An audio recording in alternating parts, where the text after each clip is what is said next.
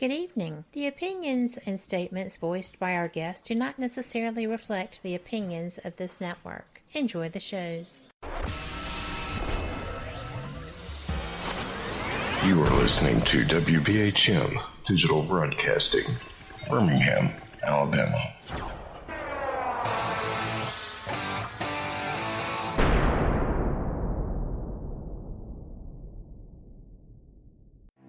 Headline edition, July 8, 1947. The Army Air Forces has announced that a flying disc has been found and is now in the possession of the Army. Army officers say the missile, found sometime last week, has been inspected at Roswell, New Mexico, and sent to Wright Field, Ohio, for further inspection. Now, historic films made in the spring of 1948 and just released show Eniwetok preparing for heavily guarded and still largely secret tests of new atomic weapons. The test's purpose is to measure atomic effects on thousands of different materials, 30,000 tons of them, not, as at Bikini, to prove military effectiveness.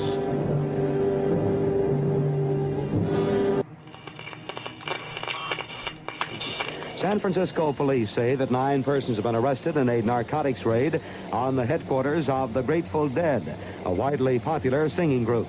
2 members of the group, Rod McKernan and Robert Weir, and their business manager, Danny Rifkin, have been booked on suspicion of possessing narcotics.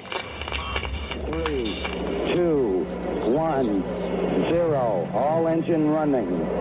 Liftoff. We have a liftoff. 32 minutes past the hour. Liftoff on Apollo 11. Tower cleared. We got a roll program. Neil Armstrong reporting the roll and pitch program, which puts Apollo 11 on a proper heading. I'm going to step off the limb now.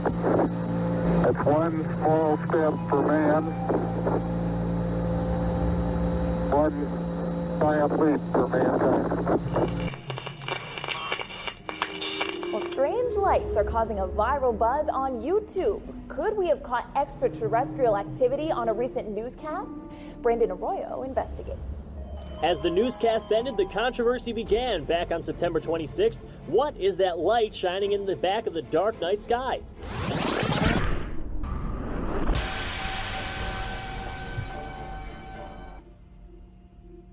With coverage reaching all the way back to 1948, for over 70 years, Fate magazine has brought you reports of the strange and unknown, all of them true.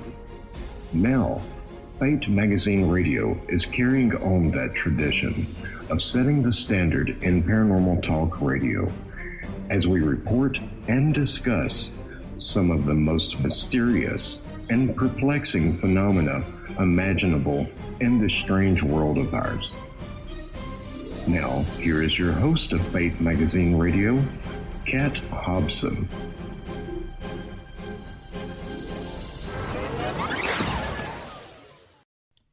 Good evening. Welcome to Fate Mag Radio, the online voice of Fate Magazine. I am Kat Hobson, your host, and I am so excited because I have someone who is a friend joining me tonight, and she is something special. She is the first person who really turned me on to serious ufology and got me interested to the level that I now... It's pretty close to my primary research topic. Between that and noetics, I'm kind of tied up. But she read a book called Admissible. She read it with Richard Dolan.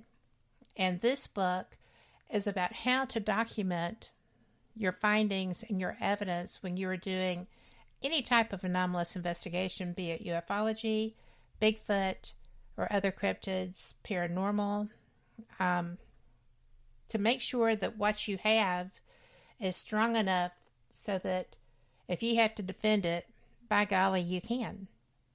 And it gave me a whole flashback at my paralegal training and has helped me become a better investigator.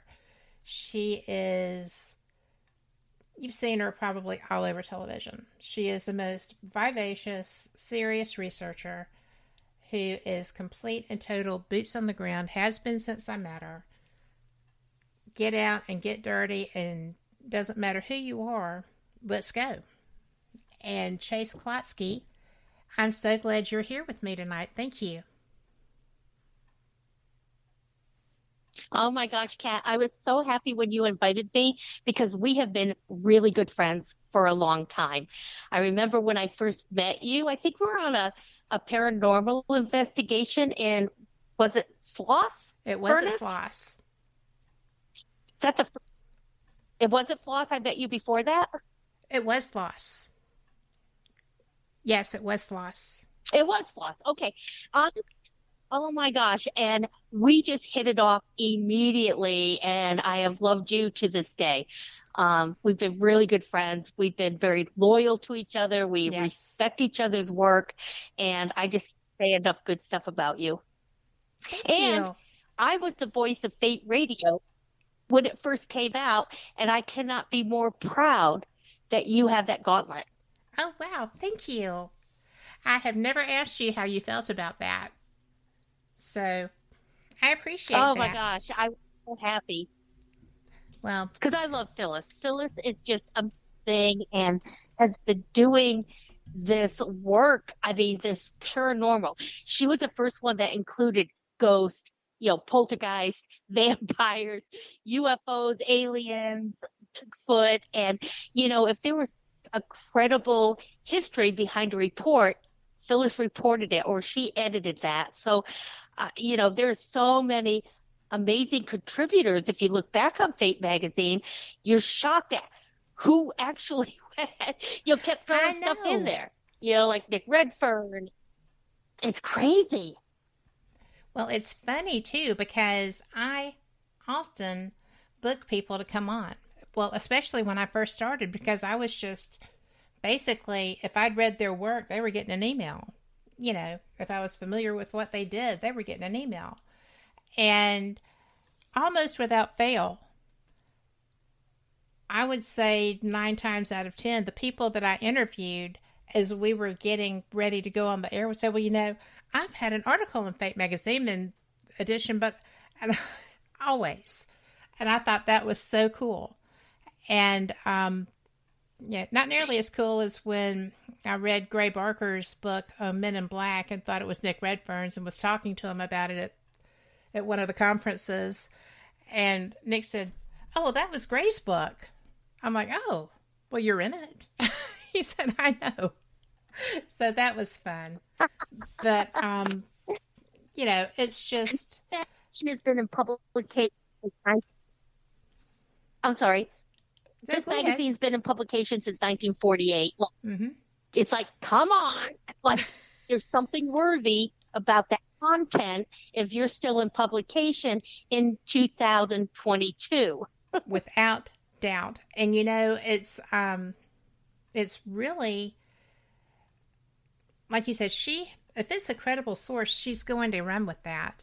And she has been one of the biggest supporters of me getting my hands dirty and going and checking things out and learning as I go. And she'll offer up ideas on how to get in touch with people that I'm trying to find, because there's some people that I would love to have on the air that I just can't find contact through. And she gives me, tips on how to do that, where to find information, who affiliated with them would be able to schedule them, that kind of thing. Because when I started doing this, I did not have the Fate name behind me. I was paranormal experienced only. And I did pretty well, but I was not going for people who had been in their field for centuries, literally now, since we're in the 2022s. But, but it's interesting that it's not a lot different, but it's a lot more fun because I have such a bigger range of topics. Yes. And I think the historic cases or some of the information that we can compile from what's been published from Fate magazine, if you look at it as a whole, is very important, because right now everyone's on, Lou Elizondo and Chief Stars Academy and all this new information, which is ingeniously important. Yes. But we can't forget where it started. because there wouldn't be this without that. Absolute fact. You know, you have been right on the point of the changes that we see happening right now. You know, you were with MUFON for decades. You held very many responsible positions with them. You created projects and teams. You did the work to get there. And now, since you left, you became a lobbyist, a registered lobbyist, because you felt like getting the information in front of the lawmakers and stressing the national defense aspect of this situation was the way to get help with this, right? Yeah. I mean, 68 years of, the information MUFON gathers is, it's a archive. It's really good information if you want to do research into cases, but they weren't doing anything.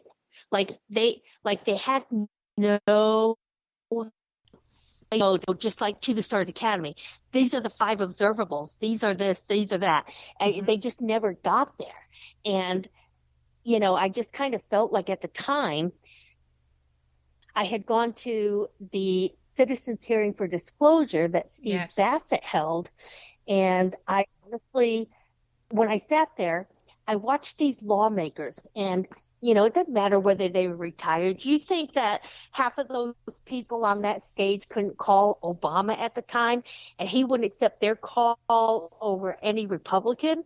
So I'm sitting here watching between a New York Times reporter and a CNN reporter, a New York Times photographer and a CNN reporter, and I'm in the press box, and I'm watching these people, these lawmakers, former lawmakers that still had influence in D.C.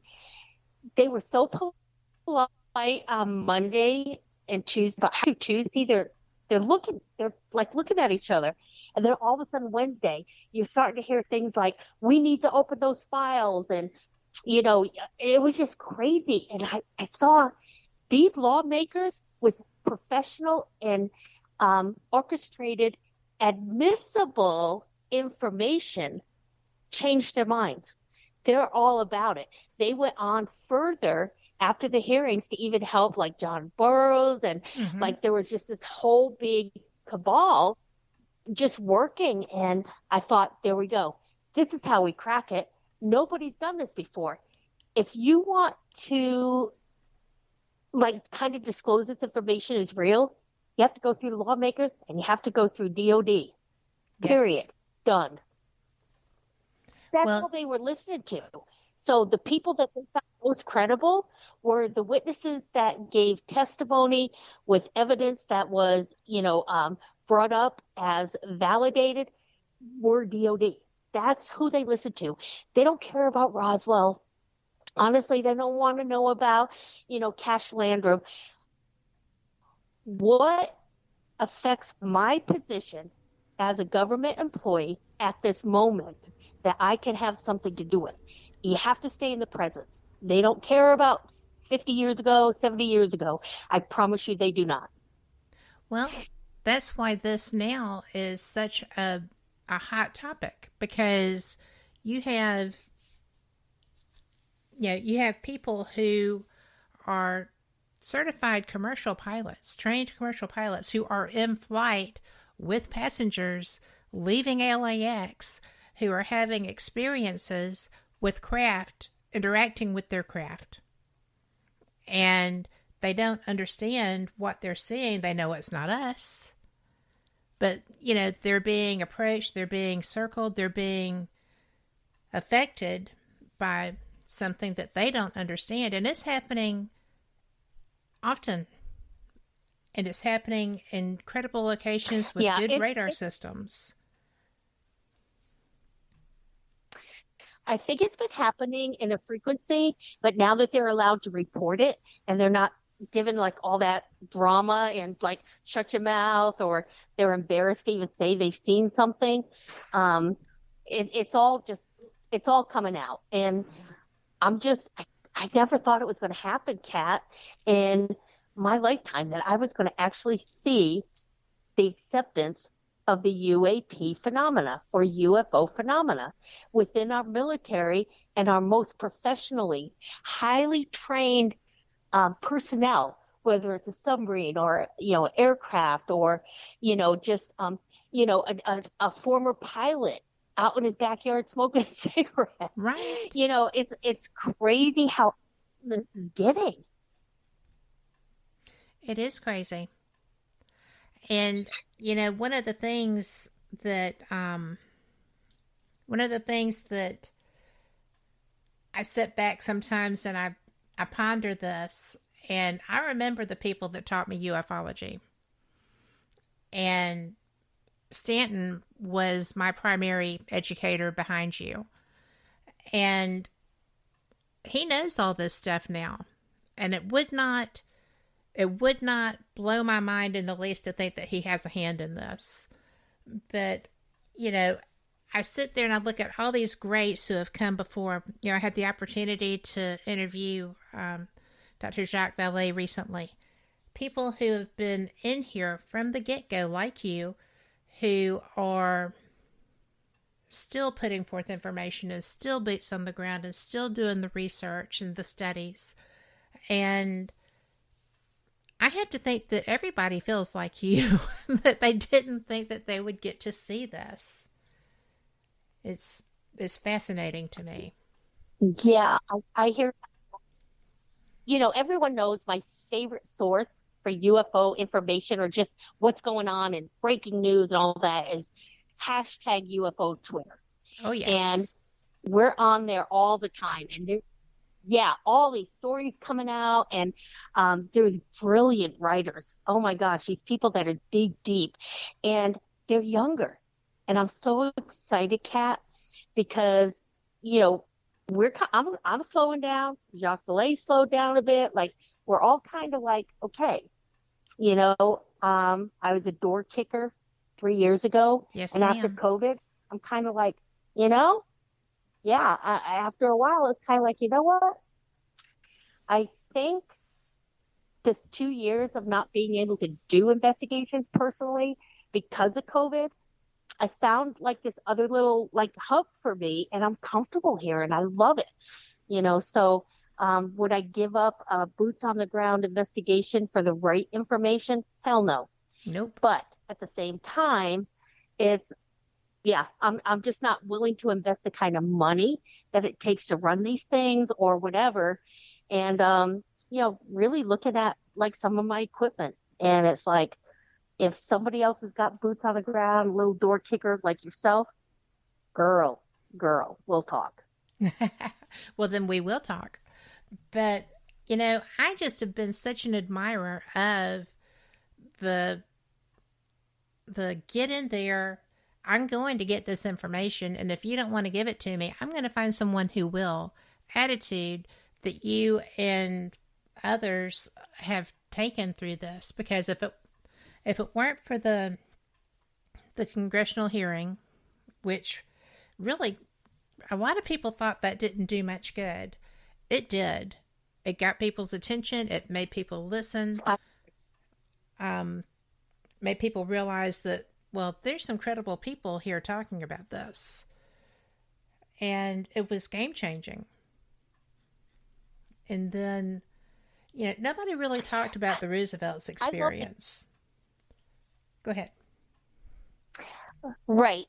And these are the game changers that I talk about. In fact, one of my last conference speeches that I did for a year and a half was game changers. Mm-hmm. And the things that really took this field into a completely next level. And that's everything from the Citizens Hearing for Disclosure to Lou Elizondo, or even some of the most prolific documentaries. And I put that out there as well. So there's just these little things that have been coming in place. It's step by step by step by step. And they were the game changers that got us to this place we are today. Absolutely. We're going to have to take our first break, but we will be right back. And y'all come back too, because we are just getting started.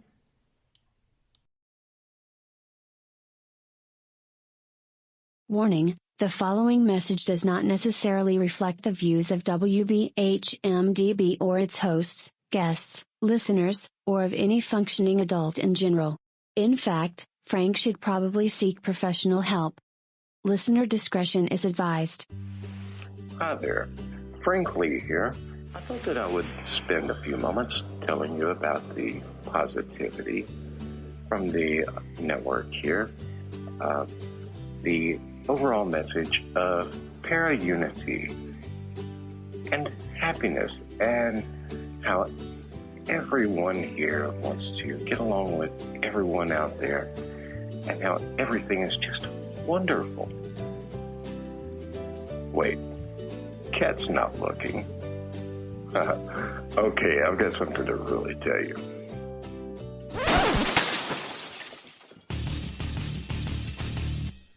Okay, so I'm going to tell you what's really going on. Honestly, all that being nice and positive crap was kind of hurting my soul, as dark as it is. So, what's really happening? Well, you see it all the time. Everybody and their brother out there has a paranormal team because they watch a couple of episodes of Ghost Hunters or some crap like that.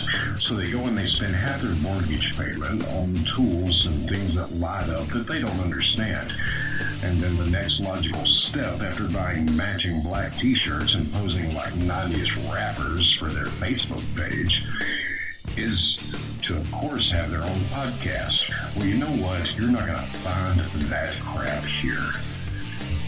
What we have here at WBHM Digital Broadcasting is the best host, the best guest, bringing you real information. All of the hosts here on this network know their stuff. They are the people who have been out there doing the work, doing actual research. And no, by research, I don't mean binge watching some kind of cheesy TV show on Netflix. I mean reading books. I mean out in the field doing the legwork. And who are they interviewing on their shows? They're bringing you the people they have learned from. They're bringing you the best in the field, covering all kinds of topics from UFOs and aliens to Bigfoot to cryptozoology to ghosts to anything you can think of a bit strange and unexplained.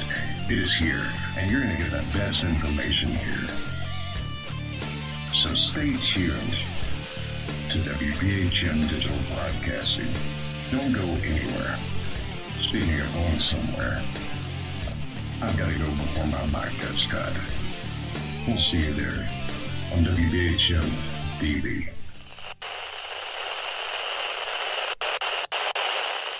Welcome back to Fate Mag Radio, the online voice of Fate Magazine, and I'm Kat Hobson, your host, and I'm joined tonight by my friend Chase Kloetzke, who is your former host. She is now one of the best ufologists that I know. Actually, probably you are the best ufologist that I know, Chase. So, yeah, you have done this work for so long, and I am so proud of you and how tough that you have been with getting your information out there and doing the work. And you were doing this way before it was sexy. You made it sexy. So, you have... Oh, come on. You know that's so. But I mean, you put it out there. You got people's attention. You weren't just a guy toting rocks around. You were boots on the ground. You were in people's face. You were not afraid to speak out and be who you are to get what you wanted, which was information. And I have to think there are a lot of women in this field who emulate that. And a lot of it would be because you're who started this. From the female perspective, you and Linda from the journalistic side. Yes. Linda, I love her so much. We're good friends. And I don't agree with everything she says or some of the results she's come up with. But I respect a woman that was out here, that was raped and shredded by the men in this field. Yep. Because I know what that feels like. Yes, you do. These good old boys do not want you. I mean, I went up to, like, STAR team manager. I ran SAT team, which Special Assignment Team. We ran the most sensitive and probably the most confidential cases that MUFON would get. And I ran that for 2 years. I became director of investigations, which is number 2 in the organization. And let me tell you, every step I took, I was just shredded. I mean, just, from men in MUFON. So it's just what they do, and they can't help themselves. And what I found most discourageous is no one cared. I promise you, no one cared. So, I was just like, you know what? I went and got my forensic certification. I'm a forensic investigator. I have a kit that would make the sheriff's office. Yeah, I have a kit that would make the sheriff's office jealous. And can I just throw my middle finger up and say, you know what? You guys aren't doing none of this. Nope. None of it. I don't know another single investigator out here that's doing forensics that actually passes lab work. I have 300 samples of the elongated skulls down in Peru. I've been to Mexico. I've been to Australia. Tell me one other that's done that. So it's kind of like, you know what, boys? Here you go. You can have your MUFON. Well, all day long. Here you go. And not all of MUFON. There's some bad actors, and there's probably 90% who are amazing. But those bad actors, like, why would I work with people who are just jealous or who are just wanting to tear somebody down because they don't think they deserved what? I mean, it's just crazy. I don't want to be with people like that, Kat. And that's why, I've kind of rounded my circles around others, and I'm still very close to people behind the scenes. I love my DC crew. We call ourselves the kitchen cabinet because it was Jefferson, but he was president, that didn't trust his own cabinet for the best advice. So he brought in his best friends and the people he trusted the most, and they would meet in the kitchen. And he called that his kitchen cabinet. And that's where he would discuss and make decisions on policy. And I created that group in D.C. So, we're still in the background. The good old boys think, oh, yeah, we got rid of Chase. It's like, yeah, and you still have toe infections. Just saying. That's it's pretty rich that people would think that you would be gotten rid of so easily. I'm just saying. I know better. And right? It's like that doesn't happen. I'm right.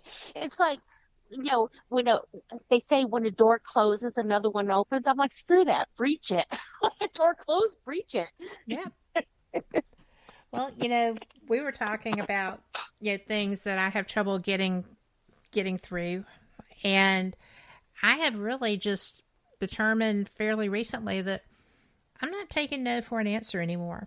I'm going to step out and just do what needs to happen to make what I'm trying to accomplish work. And a lot of that, I'm not going to tell them that it's your enthusiasm and support, but it's your enthusiasm and support. It helps. Yeah. And to tell you the truth, you're one of the most honest and more interviewers out here. And that one thing about being a host, especially with Fate Mag, is that the information you get, you may never do a show on. It doesn't matter. You have so much that other people don't hear about. And you can put that all together and add it all together. And to tell you the truth, I would be like, I just, because we're good friends and we have been for so many years. True. I mean, this was a no-brainer. Like, had we not, I would have done Fate in a second. So, it's just, you're a good interviewer, and, just don't Yeah, don't be afraid to take no for an answer. Say, do you know that this is Fate magazine and blah, blah, blah, blah. But 1948, like, seriously? well, I'll tell you that that between you and my friend Rick McCullum, I have all kinds of support and background, not to mention the fact that I have Phyllis and Fate behind me. So I just love what I do. And I love that, you know, when you and I became friends, we had no idea this is where this was going at all. This was completely unexpected. And it is just... Do a project like... I love karma. And I love cosmic interference when it works out like this. Because... Yeah, because there was something, I mean, you just came up outside in this little tent, like this little cover, and you just came up and started talking. It was boom. Like, we were just friends and trusted each other and been friends ever since. And I honestly treasure that day because I also remember at that ghost hunt at Sloth Furnace that I was the only female that they put in the friggin' basement by herself in the dark because no one else would go down there. Well, I tell you what, you're going to love this. I took my doctor and his kids on a paranormal investigation there because they knew what I did and the kids wanted to have that experience, right? So we went down there in the boiler room and did EVP sessions, and I was filming, and we just had all kinds of good times, and we walked out, and there had been activity, but nothing that struck me as being, you know, extreme. We walked out, and it was a gray, rainy day. It was a great time to be inside Sloss, right? So as we're walking out, his younger son says, "Wow, that hurts." And, you know, his dad's a doctor, right? So he's like, "Well, let me see." And he said, "Why, yes, you have abrasions there. The skin is abraded." And I'm like, he is scratched? He got scratched in the boiler room and never said anything until we were walking out. And I've never had anybody have that happen that was with me. You know, I know it happens, but I had never had that happen with someone that I had taken there. And I got some amazing EVPs while we were there, and that supported, you know, some of the things that we experienced. I thought, oh my goodness, well, you need to treat that. You need to treat that now. And, you know, it was, but yeah, it was right as his sister was saying that she felt someone next to him, you know, between them, that happened to him.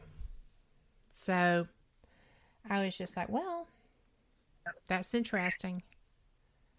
And Brenda in chat said that you are kind of going in and out, and we're going to let people know that that's an internet connection issue.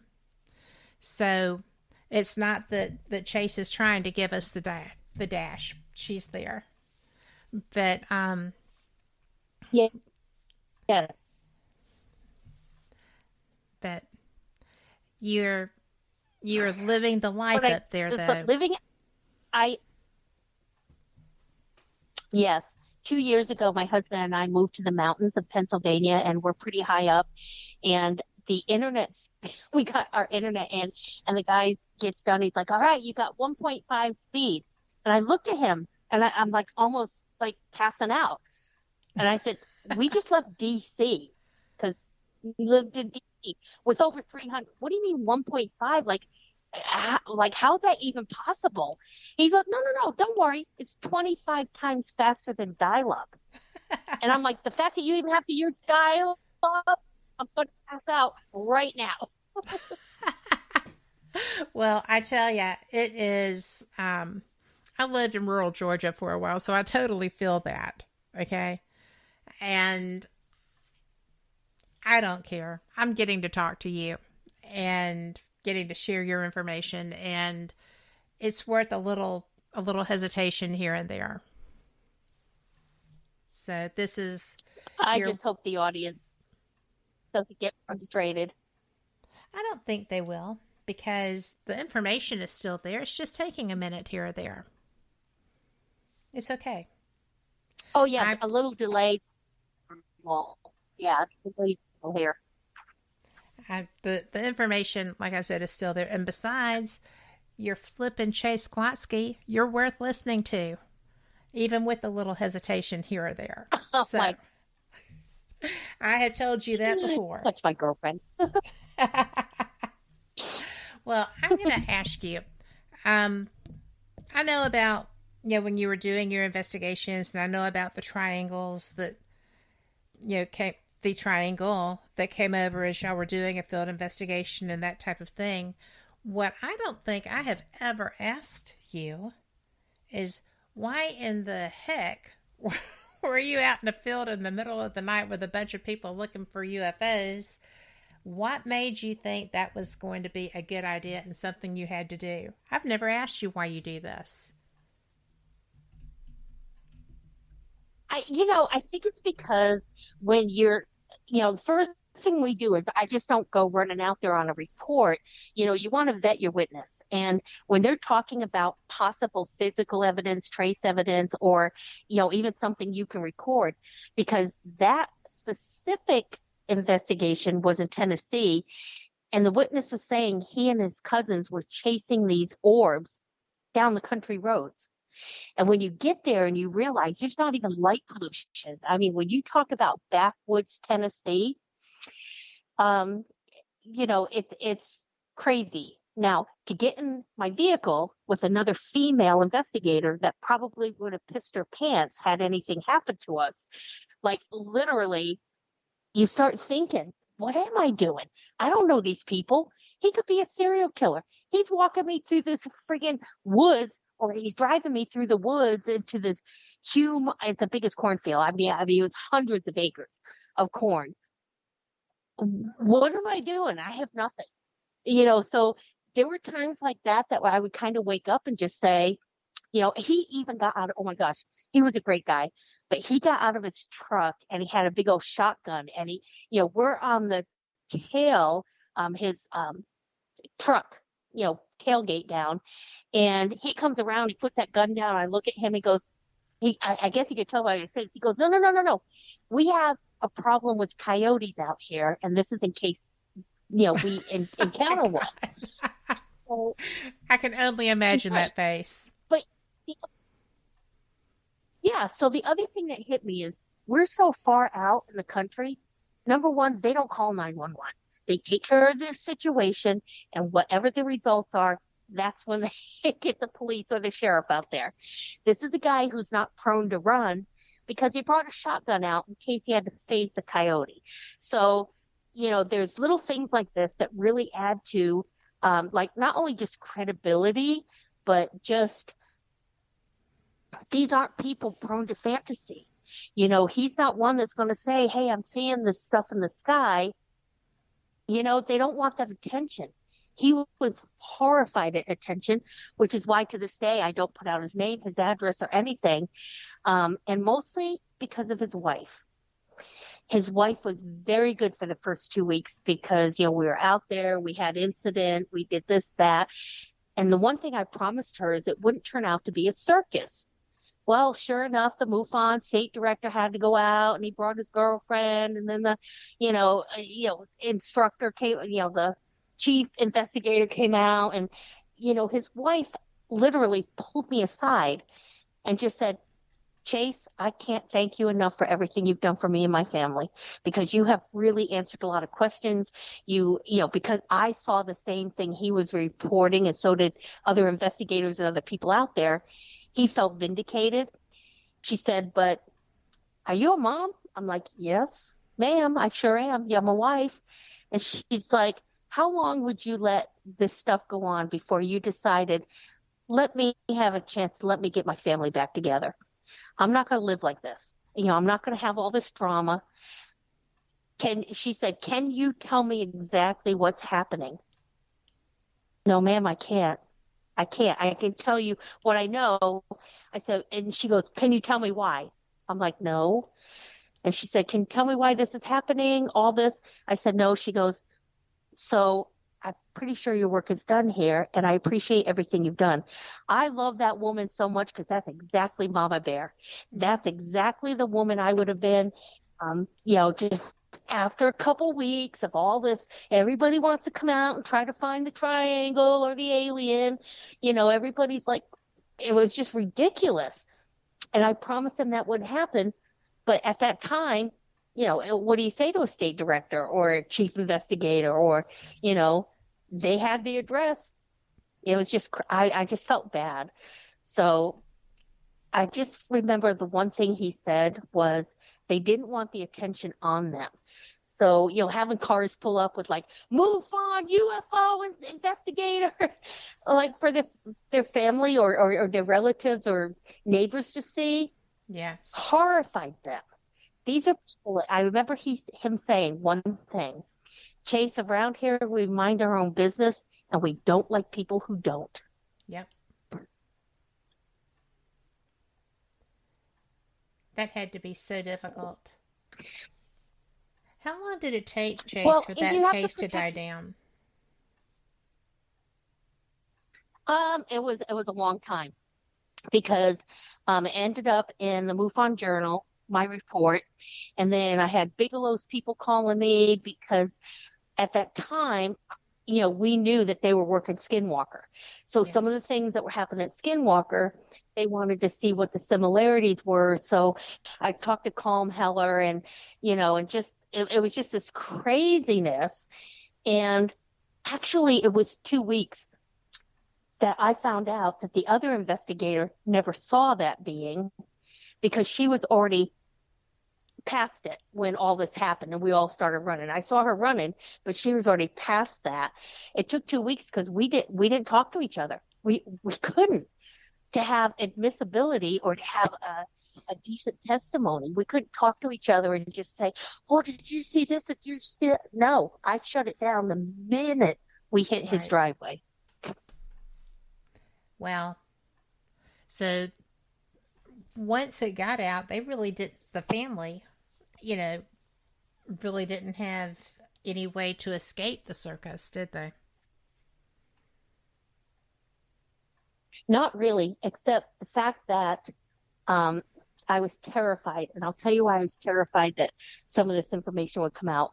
Because the witness is somebody that if we said his name, 90% of the country would know who he was.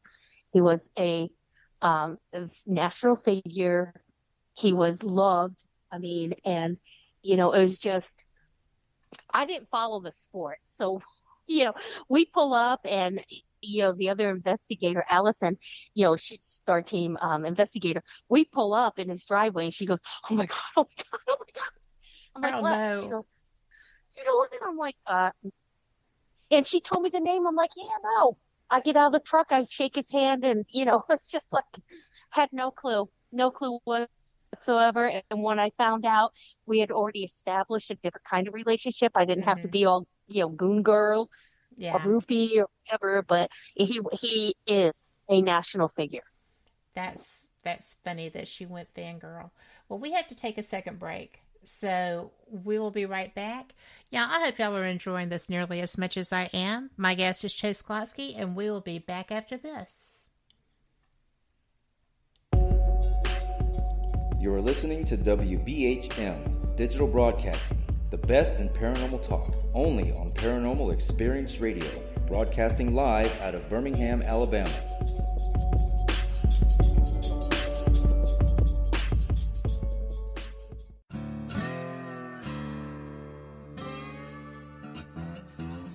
Oh, come on. I'm Southern, but...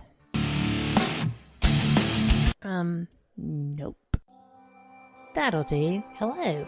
I am Kat Hobson, host of Paranormal Experience here on WBHM Digital Broadcasting out of Birmingham, Alabama. I enjoy having guests from all areas of the paranormal, from ghosts to ufology to cryptids and beyond. You'll find some of the best researchers in their fields bringing you some great information. Join me on Wednesday nights from 8 to 10 p. Eastern here on WBHM Digital Broadcasting. Since 1948, Fate magazine has brought you reports of the strange and unknown, all of them true. Fate Radio is carrying on that tradition, bringing you the unusual, macabre, strange, and bizarre. Join host Kat Hobson Sunday nights from 8 to 10 p.m. Eastern on WBHM Digital Broadcasting.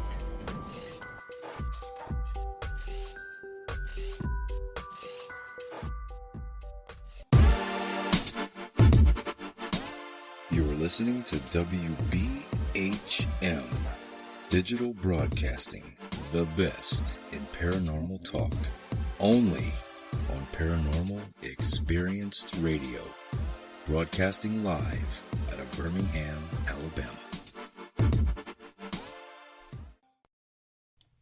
Welcome back to Fate Mag Radio, the online voice of Fate Magazine, and I'm Kat Hobson with my guest, Chase Kloetzke. And Chase, I am so glad you're here. Thank you. You know, we were talking before the break. Go ahead. I'm so sorry.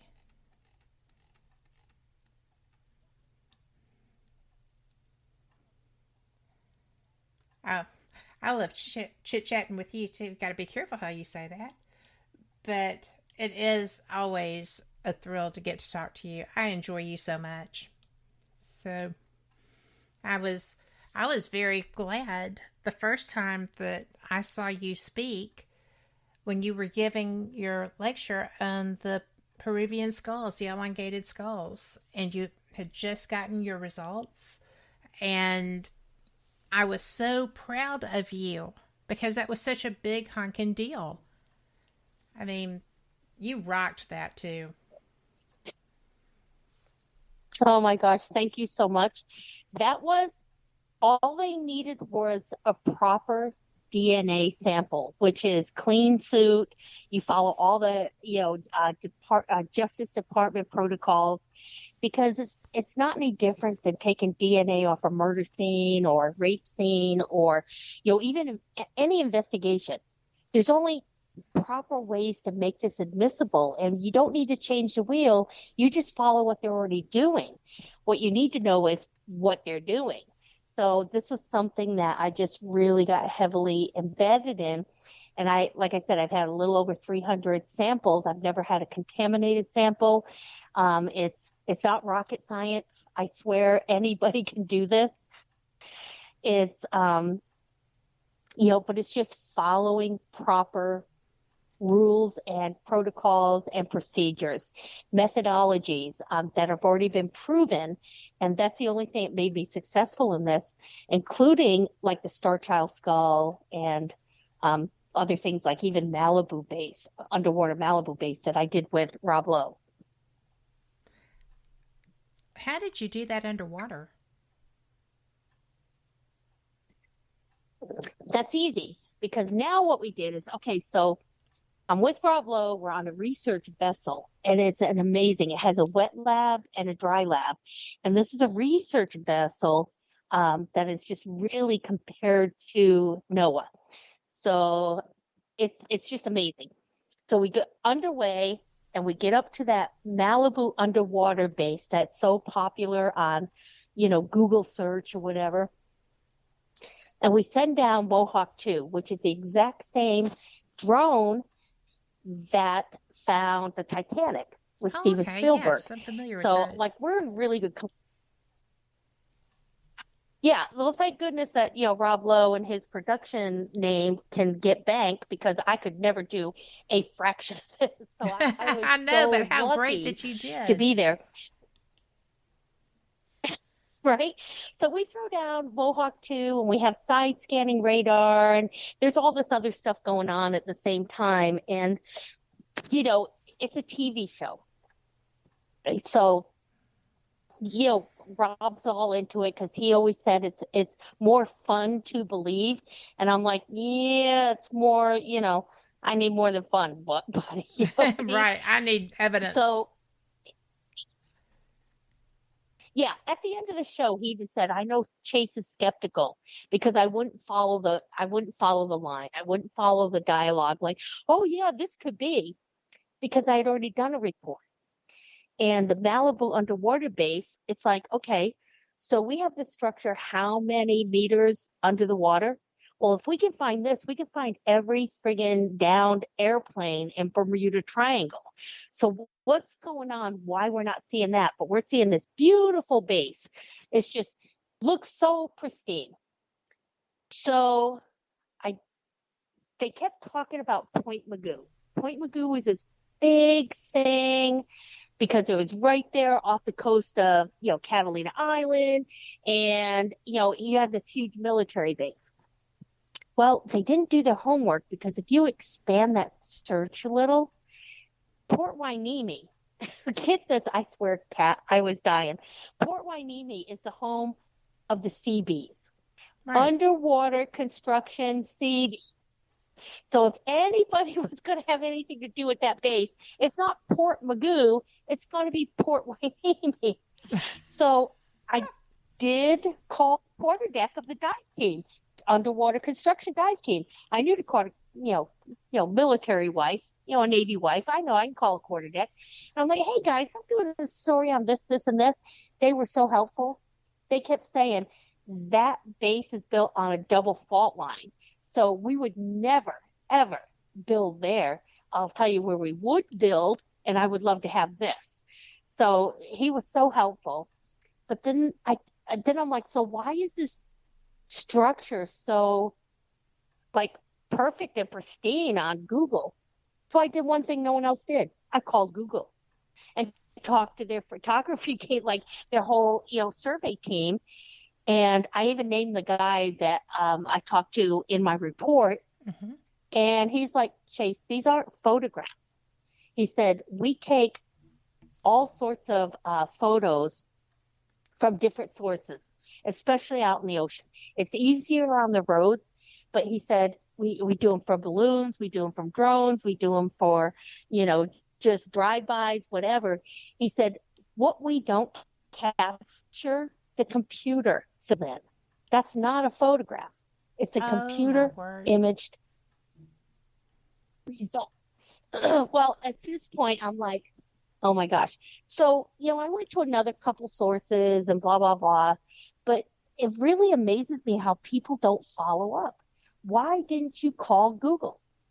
Why is this why did you call Google? We're on first name basis right now because I call them all the time. Like, what the F? Like, dude, what? Right? And I just, it's so funny. But because Port Magoo was right there, no one looked any further. And I get frustrated with that because I can see that. Had they known that Port Hueneme, not 50 miles away, it wasn't even 50 miles, the Seabees construction, underwater construction dive team, which takes care of all the habitats they already have. Oh my God, it was just crazy. So anyway, I just wasn't going to play the line, I mean, Rob Lowe he was so nice. He was so awesome. But I'm not willing to say, oh my God, this could be alien, an alien base. I didn't say that. They wanted me to. I promise you they did. I'm just like, did. Rob, what would it take you? Oh yeah. I'm like, Rob, what would it take you to betray all of your fellow actors? For everything you put in. It looks easy, right? It's easy to be an actor. No, it's not. You know what you put into this. What would it take you to betray your own for what? I said, a pat on the head from Rob Lowe. And he smiled at me and he walked away. There you go. There's your answer. But that's not the first time that people have wanted you to do that. But that's probably the most prominent time. But I mean, I know there are cases that you've been approached like that in the past. So we're going to do that so that we can get this taken care of for y'all. Y'all come right back. We'll be back with Chase Kloetzke. Thank you.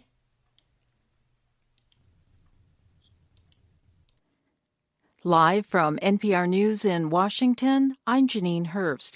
Nearly 40,000 customers in North Carolina may be without electricity for days after authorities say someone fired multiple gunshots into two electrical substations last night.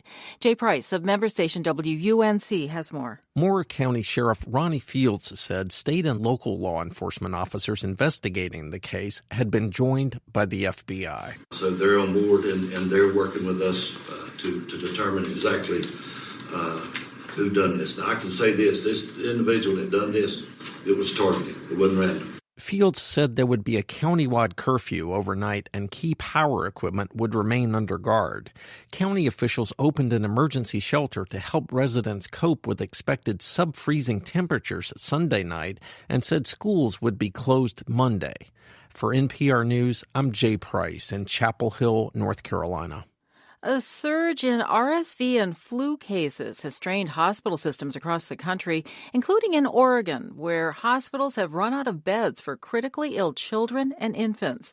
Oregon Public Broadcasting's April Ehrlich has more. Oregon is allowing all pediatric intensive care units to implement crisis of care standards, meaning nurses can treat more patients at a time and take other measures to stretch resources.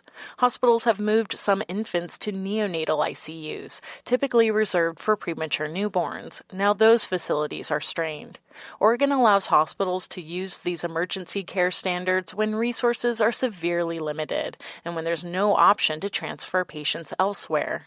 Oregon's hospital leaders won't say if they're struggling to transfer patients out of state. They also say they're not triaging patients, wherein they prioritize patients based on their survivability. For NPR News, I'm April Ehrlich in Portland, Oregon. Investors will get new information about the services side of the economy this week. NPR's Scott Horsley reports stocks are coming off a positive start to December. A survey of business managers due out on Monday will offer new details about the strength of the services economy. A companion survey released last week showed a slowdown in manufacturing activity for the first time since the beginning of the pandemic.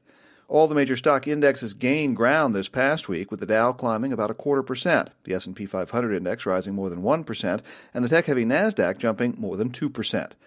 Investors were initially shaken by a jobs report Friday showing stronger-than-expected wage gains in November and the possibility that could fuel inflation.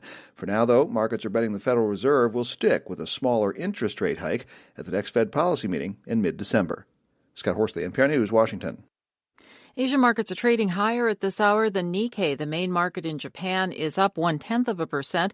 The Asia Dow is up 0.2%. You're listening to NPR News. A longtime former congressman from Arizona has died. Jim Colby was 80 years old. NPR's Amy Held reports the moderate Republican congressman was often at odds with his own party. Jim Colby got into politics at a young age, working as a teenage page for Senator Barry Goldwater.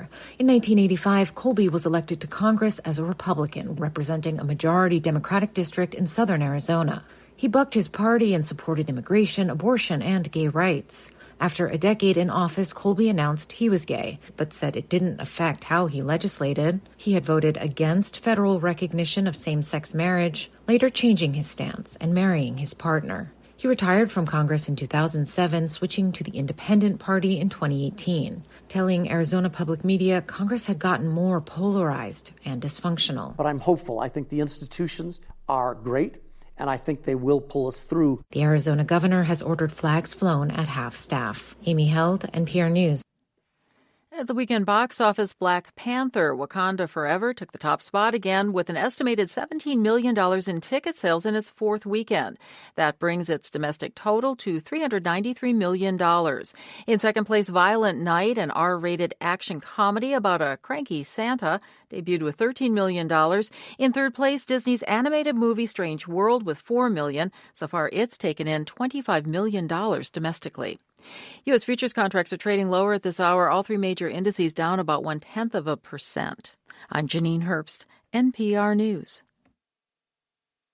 It's gift finding season. The gift that keeps on giving is fact-based journalism and programming that serves your community.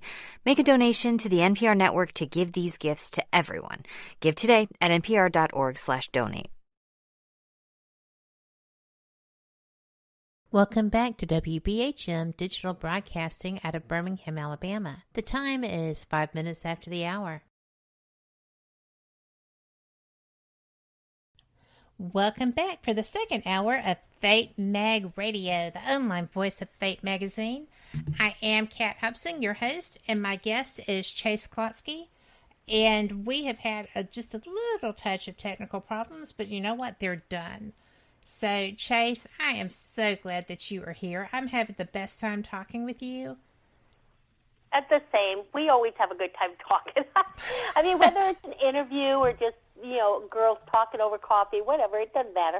It all works. I just love you. We're doing good. I love you, too. Got it. I was so proud of you when, I mentioned the skulls, but when we were at the UFO Congress, which you had told me I had to go to, and I did, and you were right. But when we got out there, and your film that you had both associate produced as well as been a cast member of Extraordinary, The Seedings, that was something else. I mean, that won all kinds of awards. It was one of the coolest things, and again, I was so proud of you. That was awesome. Thank you so much. I think the only reason I became associate producer was that Jack and I were already working on a book about the missing fetus syndrome.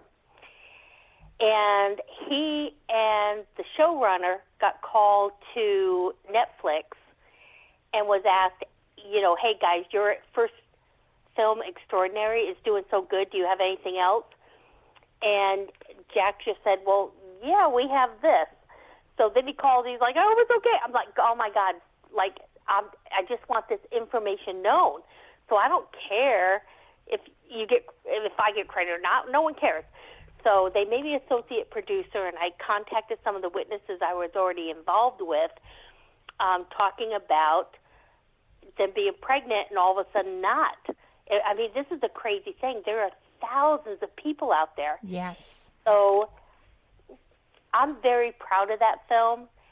It's out there. I had a few people that said, you lost me when you went in this direction. But the truth is, Kat, it's like when I first got into UFOs, I was nuts and bolts only. You can't do that. It's bigger than that. So now we have thousands of witnesses. I was shown, medical, physical evidence that they were pregnant. You could see the fetus, little sonogram, little face, everything. And 24 hours later, something's wrong. They know something's wrong. They don't know why. They go back into the doctor, and there's no sign they're pregnant at all. What is that? I can't tell you how many of those. And then you listen to people like Melinda Leslie that may sound crazy at first. I thought she was, until I researched it. I did my homework with everybody else. She's a rock star. I mean, the things that these women go through. There was a lesbian with an alternative lifestyle, never been with a man, all of a sudden showed up pregnant. Her girlfriend was pissed. I mean, you can imagine the drama, and then all of a sudden it was gone. But she has memories of a child, just like Melinda Leslie and most of these, witnesses that, come out, that they have these memories since they were kids of just being taken and examined or whatever. So I just kind of felt like you have David Jacobs. There's just so many people, John Mack, that psychologically knew they were not lying. It's just incredible. And Deb Hobble, oh my gosh, she is like the greatest ever. I love her so much.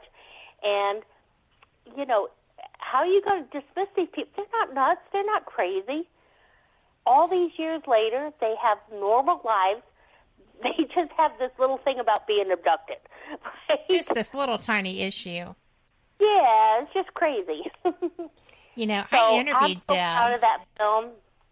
I know it's on Amazon, and every time it's free for people that are on Amazon Prime, I promote it big time on Twitter.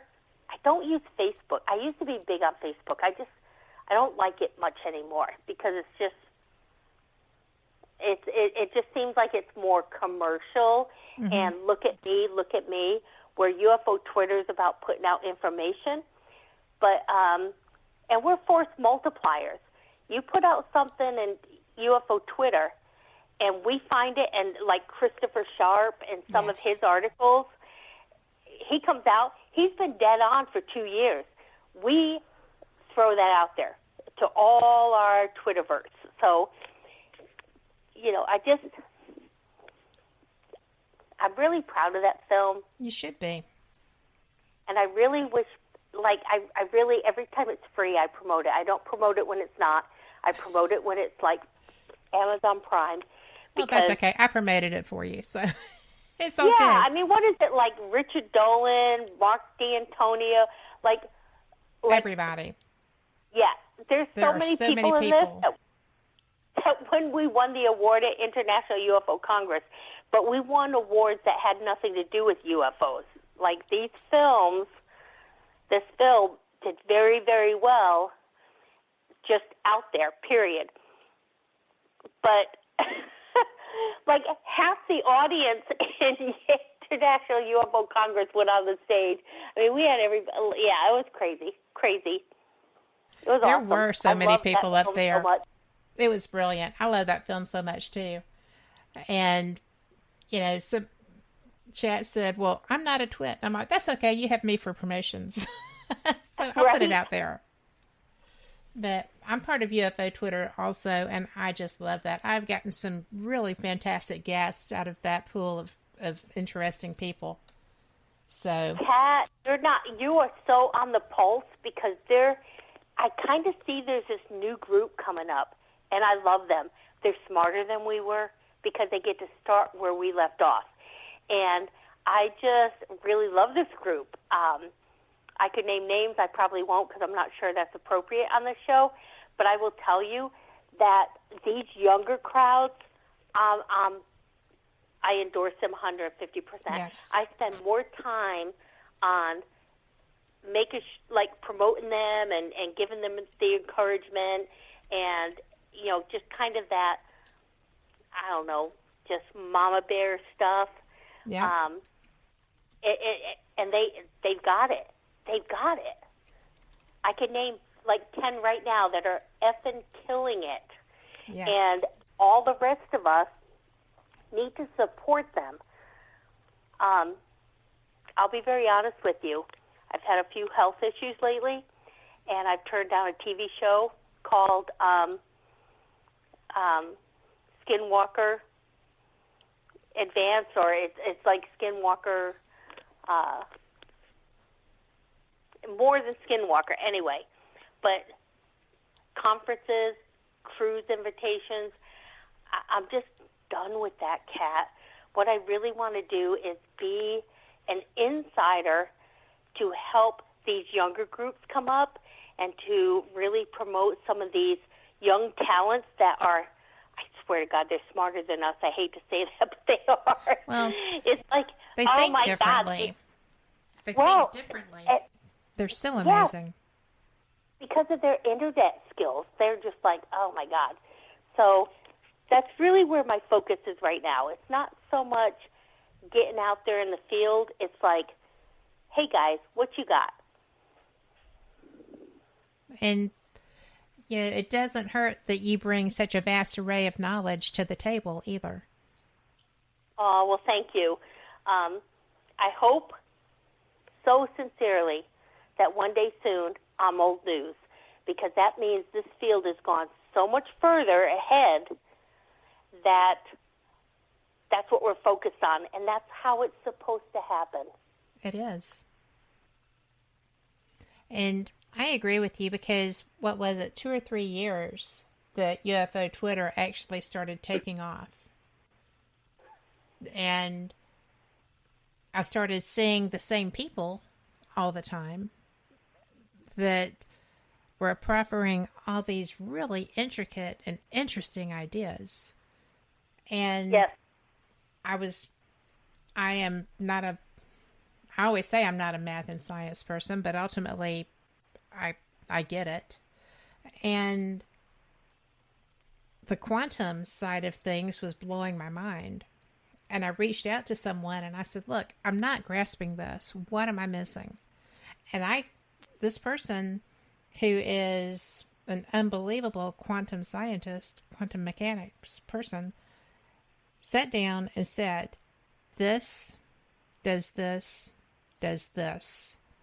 This is what we look for. This is what we anticipate. You just have to open your mind to grasp this. So we have people, like, I hope it was Deep Prasad that you were talking to. If not, there's 20 others. But anyway, it's I do like honest. Deep. What? I do like Deep, yeah.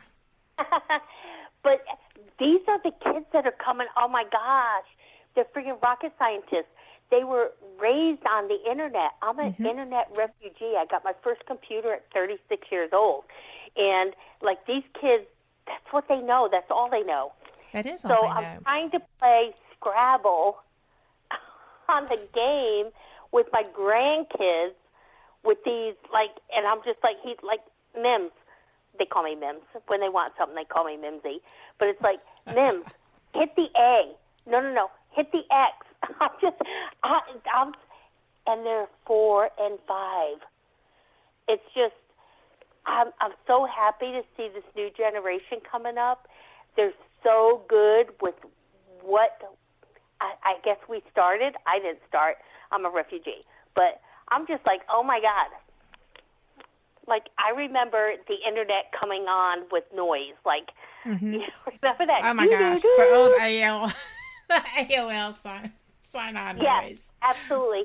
And DOS or MOS, what was that called? DOS, whatever. Yes. These Oh, my gosh. floppy disks. And yes. that was us. These kids right now, my 5-year-old could show me how to use my smartphone better than I use it now. Because I'm just like, he's like, Mims, can I watch YouTube on your phone? Sure. Let me hit this. I hit the YouTube. He goes, it's easier if you do it this way. Right. My Brentley does that. Yeah. And, and he has his mother's old phone, so he will call me and make faces and do things. I don't even know what they're called.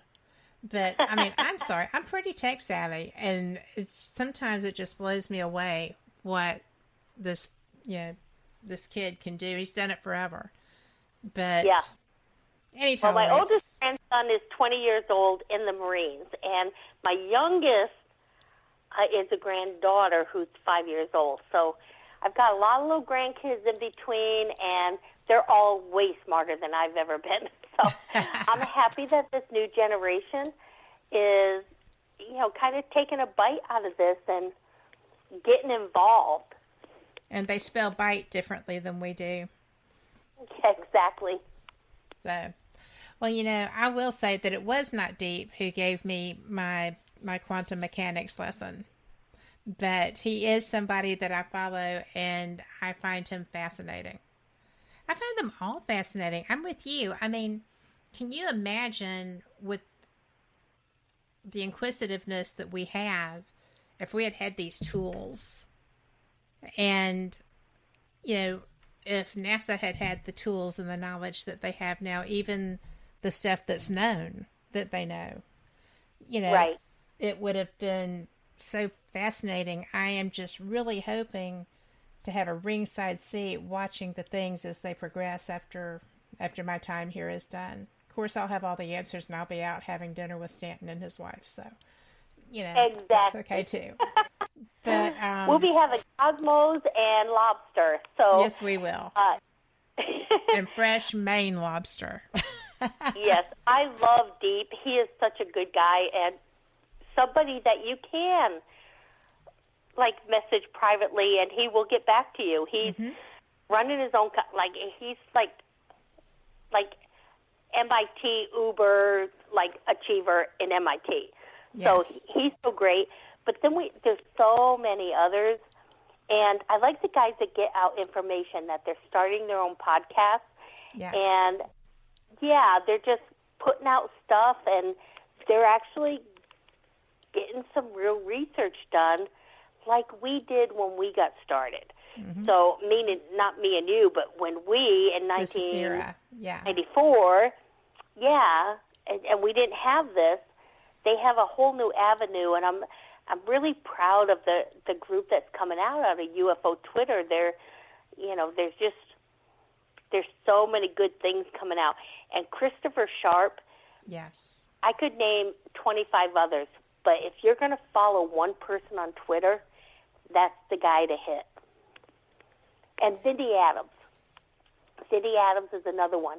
It's just these guys are coming out with stuff that you've never heard before. He's deep inside D.C. He's deep inside lawyers. It's just, oh, my gosh, it's just amazing. Well, I'm actually astounded quite often by the depth of knowledge that these posters have. I mean, Me they're so too. obvious. I'm just like, where'd you get that connection, dude? I mean, And they're I'm so proud of that. obviously embedded. I'm not, it's just, yes. It's not just random information. These are people who are embedded in that work. And they Correct, just, because they're real journalists. yes. So they have those avenues in. So when I became a lobbyist, I registered as an official lobbyist. I was the first UFO lobbyist officially. I know Steve Bassett said he was, but he was not registered. He declared himself a lobbyist. But I went through Georgia because that's where I lived. Yeah. It's like, and let me tell you, for every phone call I made, for every, interview I requested, for any journal or junior freaking journalist or, junior staffer that I met with, it's like, they don't care. You don't need lobbyists. They don't like lobbyists in D.C. They don't appreciate being forced because you have a title lobbyist that they won't see you anymore. They just don't. If you are the right person at the right time with the right information, they will listen to you. And I know there are people that have claimed to be lobbyists for the last 20 years, even someone who claimed the last 3 years. They've never once had a meeting, ever. I have. Oh, my God. Because, not once. Not one time. And That's if people are what paying lobbyists attention, they do. know who I'm talking about. Yeah. They've never once had a meeting. They've never been invited. They can't pass the security clearances to get in, neither one of them. So it's like, they don't, but you don't need it. Every single person listening to us right now, Kat, can call their congressmen, their senators. We are the people, and we can ask them to pay attention to this. They're not going to hang up on you. You don't need petitions. You don't need, any kind of title behind you. If you're a constituent, they're going to at least take your message. And it won't be a junior staffer, I will admit, but the messages do count. So as many times as we call and ask for that, disclosure, or, hey, where's the latest 6-month, report that was, supposed to happen with Congress, and you still haven't put it out, you guys are so late. What's going on? You don't need a title. You don't. And No, absolutely you don't. In fact, they don't like the titles. They don't like them. If you show up in D.C. and you're, at the Capitol Visitor Center trying to get in to see, one of your congressmen or senators, and you say, I'm a lobbyist, I'm telling you, right then, they put you on the low list because no one wants.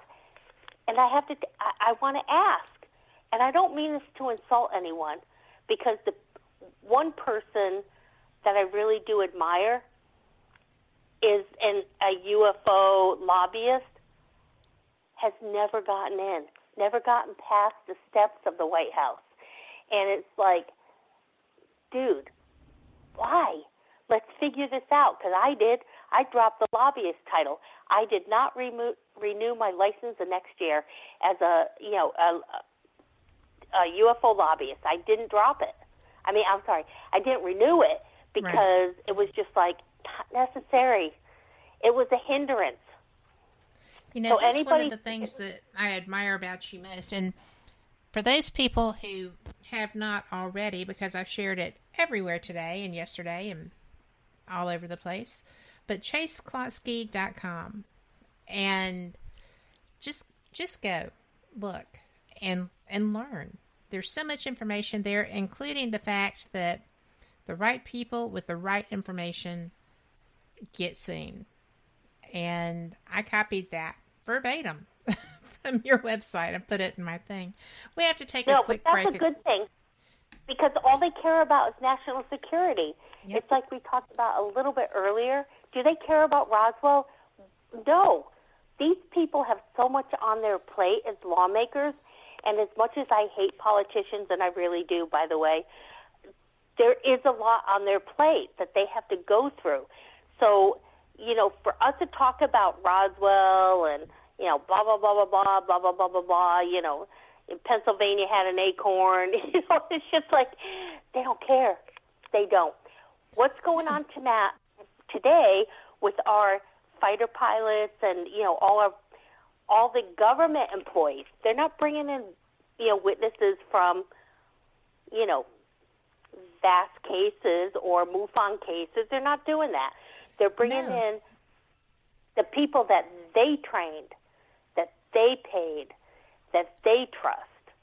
And that's who they're listening to right now. And, I'm glad they are. Finally. We were speaking, we do have to take a break. But when we get back, I want to address that with you because it's important. And we will be right back after this. Y'all come back too. You're listening to WBHM Digital Broadcasting, the best in paranormal talk, only on Paranormal Experience Radio, broadcasting live out of Birmingham, Alabama.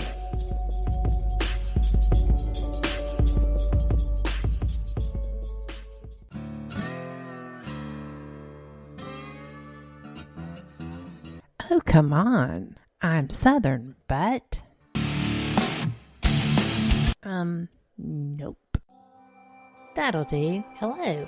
I am Kat Hobson, host of Paranormal Experience here on WBHM Digital Broadcasting out of Birmingham, Alabama. I enjoy having guests from all areas of the paranormal, from ghosts to ufology to cryptids and beyond. You'll find some of the best researchers in their fields bringing you some great information.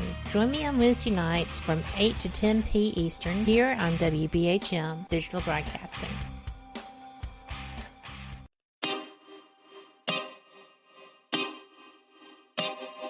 This is Jason Bland, host of Midwest Paranormal Presents Paranormal Soup, where we stream live as a webcast every Sunday night, 11 p.m. to 2 a.m. Eastern, with guests who will blow your mind. Live ghost box sessions where you can call into the show to see if the spirits will talk to you, and the World Wide Web of Weird with the latest in paranormal news and evidence.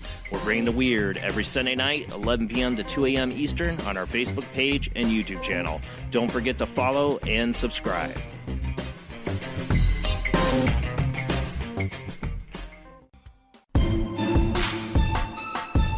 You are listening to WBHM Digital Broadcasting, the best in paranormal talk, only on Paranormal Experience Radio. Broadcasting live out of Birmingham, Alabama. Thank you for listening to WBHM Digital Broadcasting out of Birmingham, Alabama. The time is 45 minutes after the hour. Welcome back to Fate Magazine Radio. I am so glad you are here because I'm having the best time with my friend Chase Kloetzke, and we are getting right back to this because we're running on borrowed time here, Chase. I am having the best time with you. But we were talking about, the government getting active with this, who they want to talk to, what they want to talk about, the fact that they're talking at all. is just flippin' brilliant and surprising. Don't you think at this point? I do. And I think they were forced into it between To the Stars Academy that released videos that the government didn't understand they declassified. So here it is. It's, it's just craziness. Yeah. But, yeah, I can tell you that this is a huge deal, a big, big deal. And, being a Navy wife myself, it's so amazing. Okay, so people always ask us, like, how do you do this with the whole UFO and, your husband's a commander type of deal or whatever? And it's like, you guys, you understand that my husband will come home and I'll ask him, hey, how was your day? And he's like, yeah, oh my God, I ran into an old shipmate. I had lunch with this guy. We had a meeting here. There's no information. And he's like, how was your day? I'm like, oh, it's so awesome. I got this wicked good case with this great witness that's, I'm going to, start researching because I had to protect his career. Why? Because it was our main source of income. Mm-hmm. And at any time my husband asked me to not do this, I would have, only because that's what he was our income. I wasn't working. His paycheck paid for all of my investigations, and I'm telling you, Kat, some of them were in thousands of dollars. He didn't care as long as I got to do what I wanted to do. He was never embarrassed. He had my books on his desk as, Kings Bay Base XO. He had he had my posters up on his wall. He never once told me to be quiet, not one time, and funded every single thing I did, including all the trips to Puerto Rico, Australia, friggin' Mexico. He's always been so supportive, but he's never told me a single thing. Well, he didn't have to, did he? Because he knew you. He knew you would find out without that. And he would... No, he knows. I think he knows a lot more, but he's honorable. And he is honorable. I wouldn't love him if he wasn't. Well, and that's something you'll never have to worry about because he is. And, correct. I think that I had actually asked you about that at one time because I used to work for military service companies selling unit coins and esprit de corps items and stuff like that to, CPOs and stuff. And I had been reading a novel, like Clancy novel, because I love Tom Clancy's writing. And he was talking about, he was talking about a coding on the nuke subs of, that was a protection thing. And I was on the phone with one of my contacts, and I said, by the way, I was just reading this. Is that true? Is that what is on your craft? And he's like, what? I said, on your boat. Is this covering a real thing? He said, I cannot discuss that with you. I said, oh, but the fact I'm sorry. That you know that, Kat, the fact that you knew it was called a boat instead of a ship or a sub told me you're an insider. No, it's a big deal. The fact that these are boats, how the Navy refers to them, is a really big deal. Yeah. And, these guys, they call it the silent service for a reason, because we know so much about the service ships and even with the UFOs, like some of the radar that we have that could capture some of this stuff, we may not know the details, but we know we can. Yes. And that's the ways and means that it's not supposed to come out.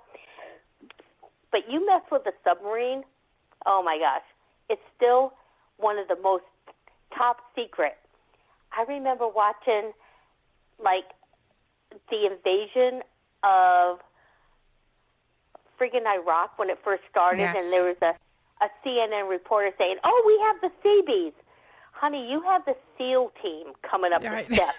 Right. So it's like the submarines are still the only quiet, truly top secret service out in the Navy. You just can't mess with them. You know, and I'm proud that my husband was a big part of that. Well, you should be. And thank you. You should also be proud of the fact that he is your biggest cheerleader. He just absolutely adores you and supports you in everything that you've done. And I can recognize that because I have one. You know, we are some very blessed. Him. Oh, sure you do. No, I don't deserve him because this man has completely devoted. I mean, he was in the Navy, 25? He retired at 30, but 25 years, 18 years at sea. At sea. Wow. That is a tremendous... He wasn't here for a family. I can remember the first 8 years we were married, he was, like, not available 9.5 months a year. And it's like it didn't matter. He was that amazing, that important, and he was serving his country in a way that saved the world. So, absolutely, he was. But I'm sorry, you do, because not everybody can be a Navy wife. And if they don't have the right spouse, whether male or female, doesn't matter. If the spouse is... And I just want to say real quickly, and we can move on for this because I know it's a little boring, but my oldest son retired from the Navy 2 years ago, and my youngest son is a Marine who I can't tell you what he does, but he's like a friggin' rock star out there. And yes. I have an amazing daughter-in-law that when she first married him, the first deployment they had, she cried her eyes out. She was living with us, which I didn't even know her, so I was kind of like, oh, my God, this is going to be crazy.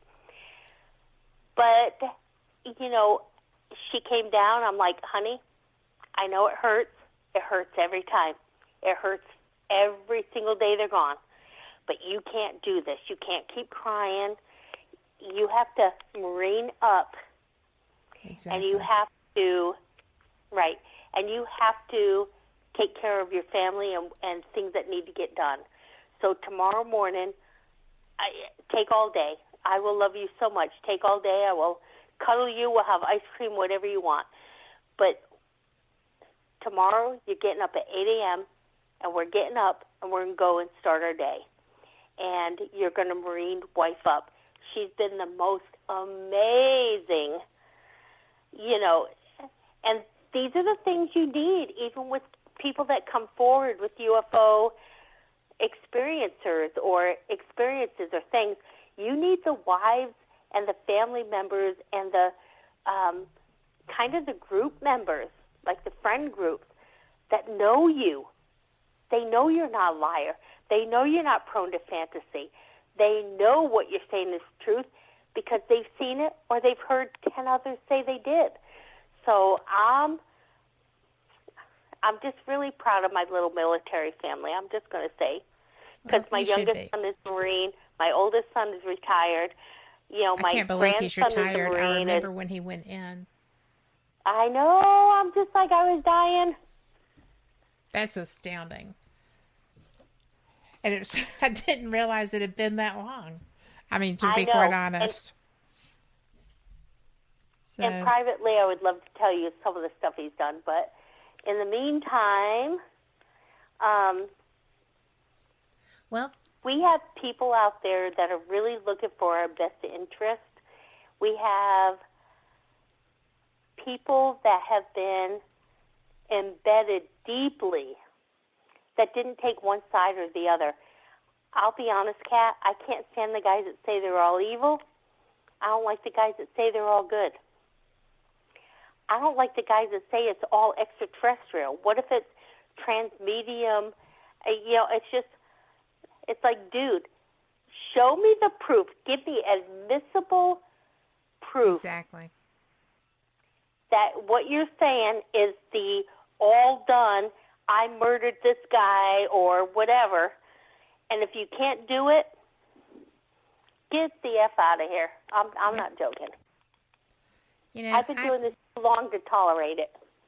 How often do you get someone percentage-wise, and I know that you're backing off now, but in the past, how often have you been approached by people, percentage-wise, that turned out to be valid experiencers that were absolutely not seeking anything but answers? Probably 10% out of 100. Are the others just simply attention seekers or misunderstand what's occurred around them or mental issues? Or yeah, I think most of them were just, it was an easy answer, but I have to be honest, that 10% is still a humongous number. It's not like it's like 10% of the U.S. population that's like 100. Oh, it's 1,000 times more than that. So this isn't small percentages when I say 10%. No. Well, you know, I'm always amazed because anywhere I go, if people know that I'm with Fate, then I am getting experiences shared with me. People that know me and know that I do research and investigations are always wanting to share their details. And like you can't take every case that somebody brings to you, you know, even if you try to. And especially in the last couple of years, because I had an injury as well as COVID and everything else. But it's really astounding, the sheer volume of experiencers. And when you start talking to people who are at these conferences who are just looking for an answer, they're not wanting attention, they're not there for anything else, they're just there looking for answers. You know, sometimes my heart breaks for them. You're a very compassionate woman, but you're also very pragmatic. How did you handle... Mine too. Because that's one of the reasons we did this film on Extraordinary Deceiving that's on Amazon, because honestly, there are things going on that these people have been, I mean, talking about for decades. Yeah. Decades, Kat, you know this. And all of a sudden, 50 others come forward and now they're vindicated. It's really, we have to protect our witnesses. The ones that we believe 150%, you can't, it's why that Tennessee case, I don't drop his name. I just won't. I'll never will until he authorizes me to do so. But you look at some of these other people that are going through like ridiculous types of experiences, like I'm having sex with a man and all of a sudden he looks like a reptilian, and you know, and that's in the film. That whole thing's in the film, and all of a sudden it's just nutty, and yet she has enough proof to put her story forward. You know, the thing I think that really surprised me about the film was the fact that I knew so many people in it. And isn't that crazy? That's such a big deal. Yes. And you know, you mentioned Melinda. Melinda Leslie is a rock star. She is someone I love her so much. Well, I really, really admire her. I don't know her well, but I so much admire her. She is out there. She is living that experience. She's out there. You know, her job is showing people UFOs. I mean, she is not stepped away, run away, hidden. She's just a rock star. And people... you talk about her investigations into my lab and all that. Yes. This woman is more important than 98% of the people talking right now. I'm not even joking. Melinda Leslie has so much information, and you know, how do you prove certain things? You don't have to. You have to come out 15 years ago when no one did this, and now several people are or several people were at that time and were discredited. It's like she's got so much verifiable information, even on my labs. It's like, you kind of like Grant Cameron was like, okay, let's do this show. Like, not even joking. Yep. So there are people out there that have experienced things, and Extraordinary This Seeding was a documentary on the kids. When you look at one portion of the film, it shows their kid pictures, because those were the first times they remember being taken. And it's in your face if you get it. Well, you know, they're so brave. They really are. I think anyone, you had mentioned Deb, and I had asked her prior to our interview if she had ever seen her child, because of someone else. She has, and she shared that with me, and then she agreed to mention it, you know, on the show, and because I don't just put stuff like that out there without permission. That's just not my role. And I was so overwhelmed with how she described it, and I asked because there was someone else who had told me that that was their experience, and I was just curious as to whether that was something that was a one-off or a common thing.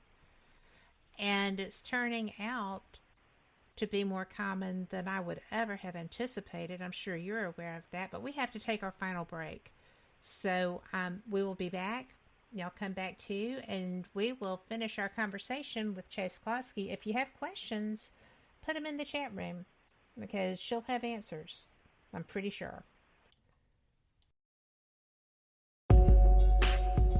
You are listening to WBHM Digital Broadcasting, the best in paranormal talk, only on Paranormal Experience Radio, broadcasting live out of Birmingham, Alabama.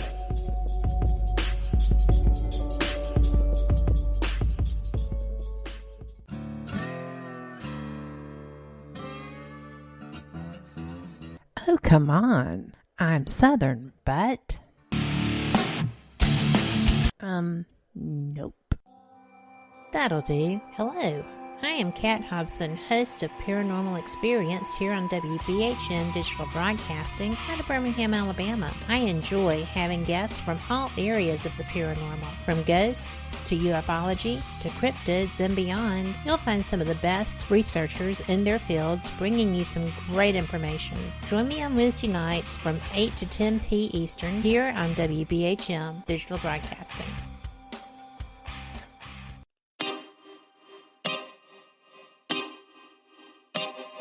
This is Jason Bland, host of Midwest Paranormal Presents Paranormal Soup, where we stream live as a webcast every Sunday night, 11 p.m. to 2 a.m. Eastern, with guests who will blow your mind. Live ghost box sessions where you can call into the show to see if the spirits will talk to you, and the World Wide Web of Weird with the latest in paranormal news and evidence. We're bringing the weird every Sunday night, 11 p.m. to 2 a.m. Eastern on our Facebook page and YouTube channel.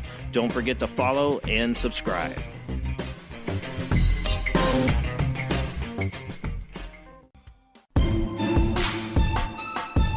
You are listening to WBHM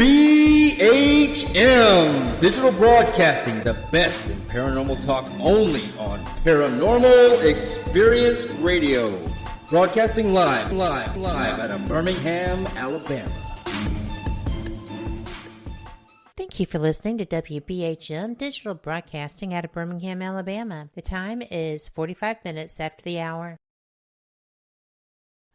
Welcome back for the final segment of Fate Mag Radio. I am so glad that you are here. And, you know, I always tell people, if you are not subscribed to Fate Magazine, why not?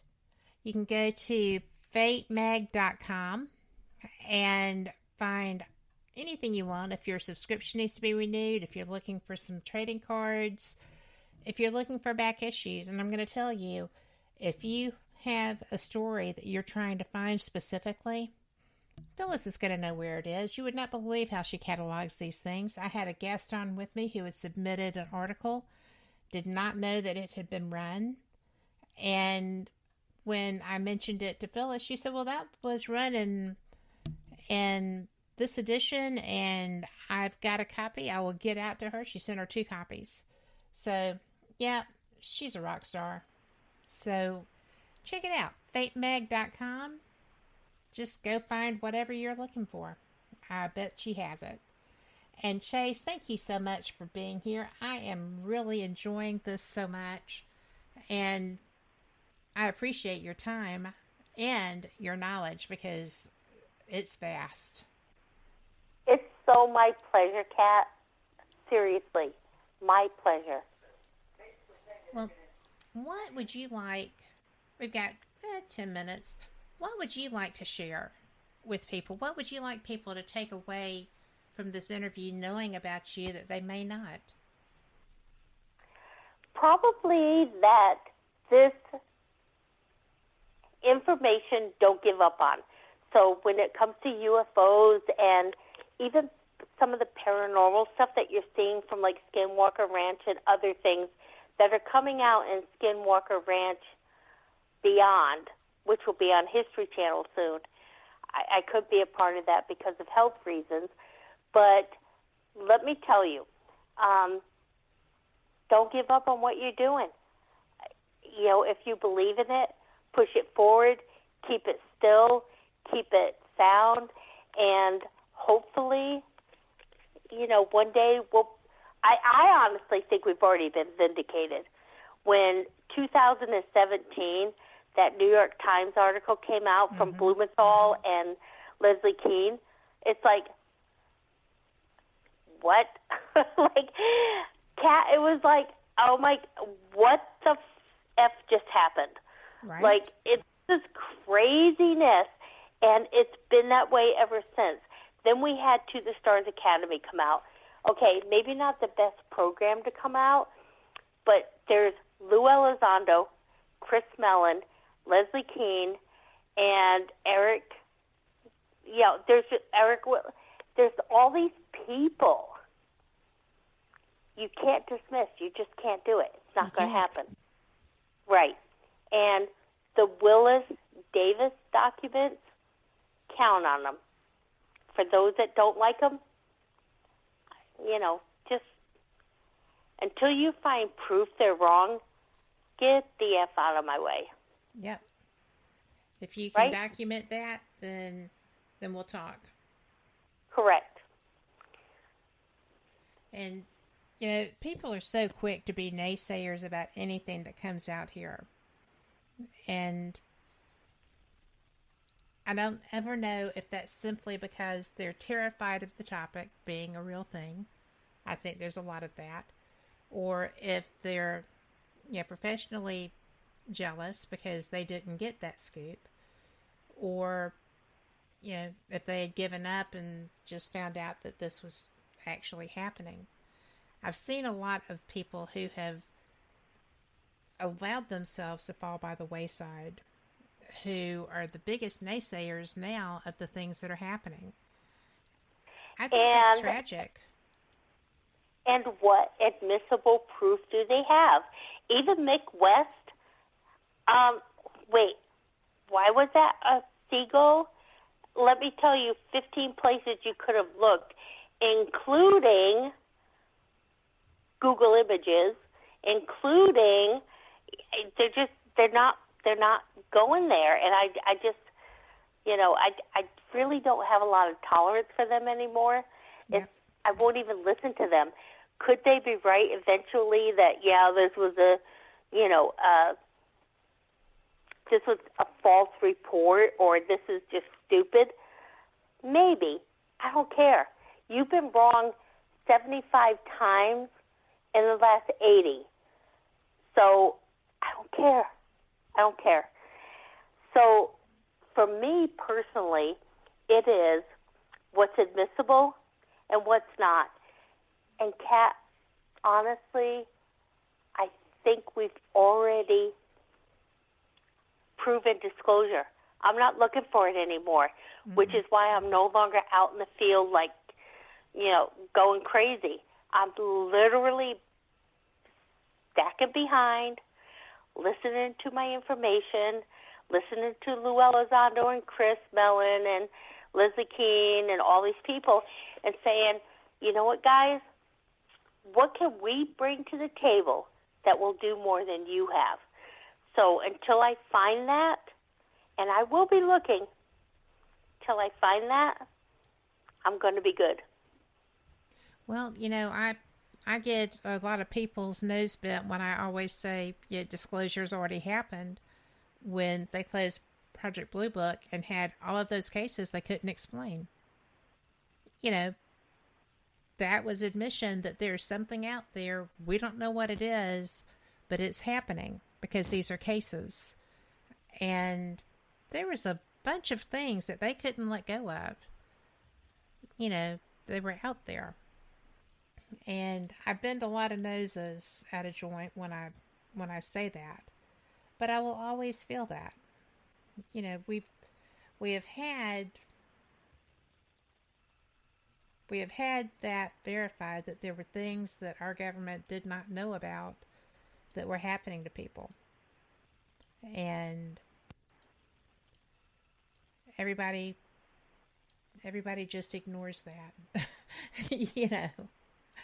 But no, Kat, I agree 150%.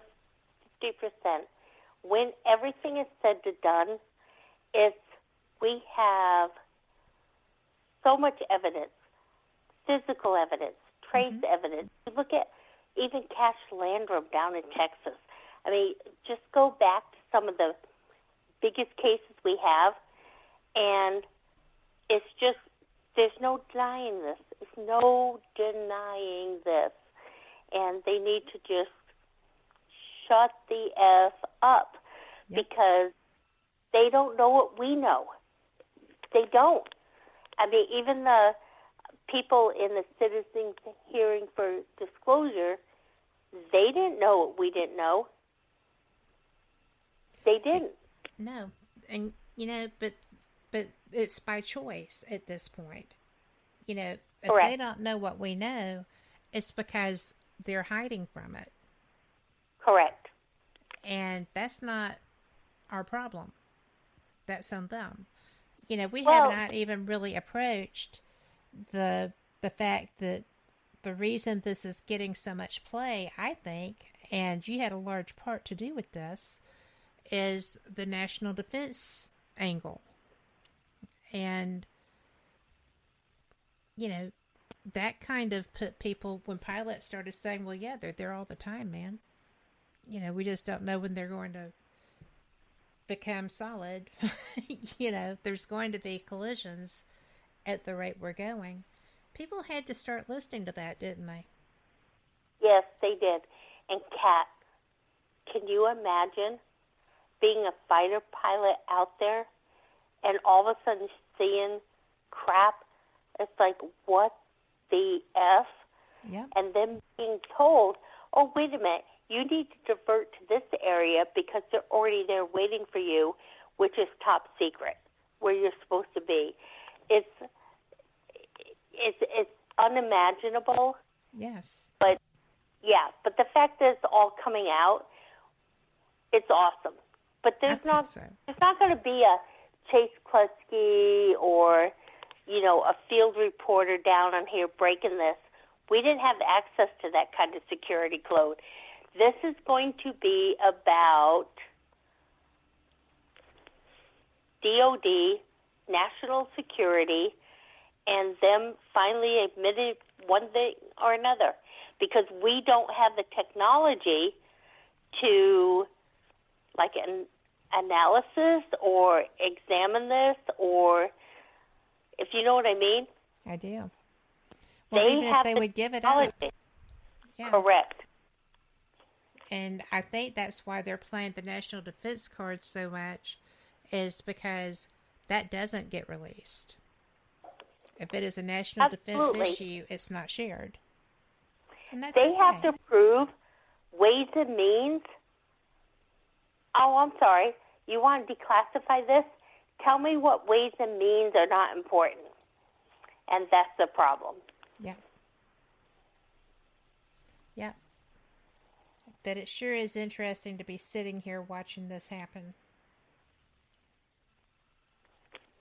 And that is in large part to people like you and all of your friends. Oh my gosh. And I would like to take some credit for this, but when it comes down to it, it's all about the military-industrial complex. It is. This is all have to do with how all this military collects information. It's just crazy. I wish it had to do with the UFO field, but don't dismiss us, because the UFO field has enough, like, reports and antithetical, or, you know what I mean? It's just the reports, everything. It's 100%. You can start doing your own data. And that's important. Well, it is important. And I'm going to just put out there that if it were not for the UFO field, there would not be conferences where people would have come together, continued this. People would have thought they were insane. People who had been abducted would be considered insane.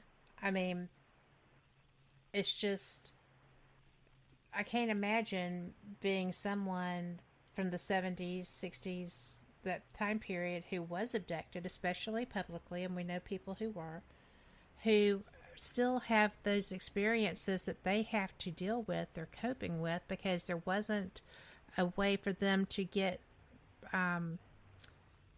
support, really. You know, it was obvious that they must have just been off on a drunk or whatever, and, you know, it astounds me what some of these people went through to get to the point where we are now, and their courage in coming forward was not always rewarded, but the people of this community generally embraced them and tried to provide support and answers for things that really had none. I agree. I think that for people like that came out way before, like Communion and with John Mack and some of these other stories, it was so new. All they knew to do was tell the truth. And we find that honestly to this day. Well, they are tough people that were willing to do that. And it's just such an honor to know so many of them. I'm very fortunate, and I'm fortunate to have a friend like you that explains things to me when I find something that makes me go, I'm not getting that entirely. Funny. It's so funny because most of the time I don't need to explain much because you already got it. Well, I still appreciate you. I appreciate you being here tonight and working through our communication issues and getting everything fixed up that worked out so great. And I just can't tell you enough how much I admire you and I cherish you. And I'm glad that you were here tonight. Kat, I feel the exact same way, and it's why I did the show tonight, because I couldn't wait to talk to you. We had 2 hours together. We never have that. I know, right? We always have something to go do. So correct. This has been, and chat says, fantastic show, great show. So, thank you. But I love you, Kat. I love you too, Chase. I'm glad that we're friends, and I'm just so glad that you could do this. Thank you. Me too. I'll talk to you soon. Yes, ma'am. And for those listening, thank you so much for being here. It is time to bid our adieus until next week. I am absolutely thrilled that y'all were able to enjoy this show with Chase Kloetzke. We will be back Next week is looking a little rocky for my guest. We're trying to make that work out. But any way that it works, we will have all kinds of great things happening. So thank you. We appreciate you. And rest well. See you next time. Same cat channel, same cat time.